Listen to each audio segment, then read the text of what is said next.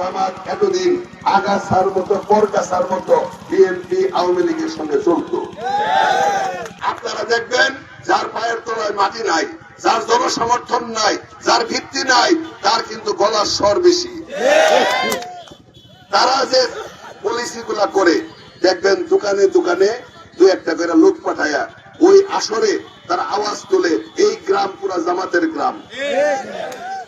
গরিব মানুষদের কিছু টাকা দিয়া রিক্সাওয়ালা ভ্যানগাড়িওয়ালা প্যাসেঞ্জার উঠবো আর প্রসাদ দিবা, এই এলাকা পুরা বিএনপি হয়ে গেছে। তারা পলিসি করে, তারা বলে এতদিন আওয়ামী লীগ দেখছি, বিএনপি দেখছি, এবার জামাতে ভোট দিব। এই যে কথাগুলি, এই কথাগুলি মুনাফেকের লক্ষণ।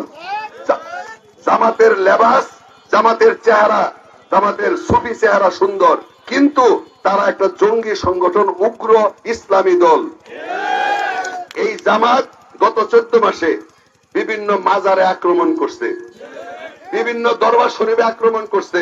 এই বাংলাদেশে মাজার আর দরবার শরীফ আজকের না, বহু পুরাতন।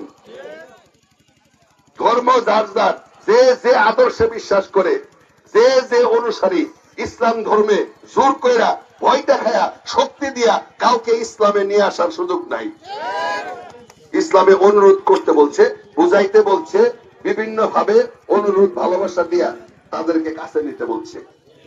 কিন্তু তারা বিভিন্ন বন্দি ফয়সালা, উগ্র আচরণ দিয়া মানুষকে ভয় দেখায়া এই 14 মাসে বিভিন্ন মাজার পুরাইছে, লুটপাট করছে, মাজারের গরু ছাগল পর্যন্ত আগুন দিয়া পুরাইয়া হত্যা করছে। আপনারা শেরপুরের সম্পর্কে, দুর্নাতির সম্পর্কে জানেন, এটা উচিত হয় নাই। আজকে এই জামাতের হাতে যদি ক্ষমতায় যায়, এই জামাতের হাতে যদি ক্ষমতা যায়, জামাতের চেহারা ক্ষমতায় যাওয়ার পরে দেখতে পারবেন। এই জামাত এতদিন আগাছার মতো পরগাছার মতো বিএনপি আওয়ামী লীগের সঙ্গে চলত। এই জামাত এখন আওয়ামী লীগ না থাকার কারণে নিজেরা মনে করতেছে সাবালক হয়ে গেছে। যারা সচেতন মানুষ, যারা বুঝবান মানুষ, যারা আবেগ দিয়ে চলেন না, বিবেক দিয়ে চিন্তা কইরা আপনারা এলাকার স্বার্থে, উন্নয়নের স্বার্থে কোন দল সরকার গঠন করব সেই দিকে চিন্তা কইরা 17 বছরের ভোট না দেওয়ার যে কষ্ট বেদনা, এটা ভোলার জন্য আগামী নির্বাচনে সকলকে ভোট কেন্দ্রে যাইতে হবে। চায়ের দোকানদার আছেন, মনিহারের দোকানদার আছেন, আপনাদের মুখ, আপনাদের কথায় আমার মাইকের প্রচারের চাইতে অনেক বেশি গুরুত্ব পাবো। মাইক দিয়ে প্রচার কইরা, জনসভা কইরা, বড় মিছিল কইরা ভোট বাড়ে না।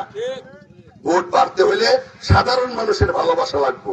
ভোট বাড়তে হলে সাধারণ মানুষের চোখে মুখে ধানের শেষের ভালোবাসার বহিঃপ্রকাশ মানুষের সামনে ঘটাইতে হবে। যত বেশি যে দলে, যে প্রার্থীর পিছনে সাধারণ মানুষের অংশগ্রহণ থাকবো, ওই দলের ভোট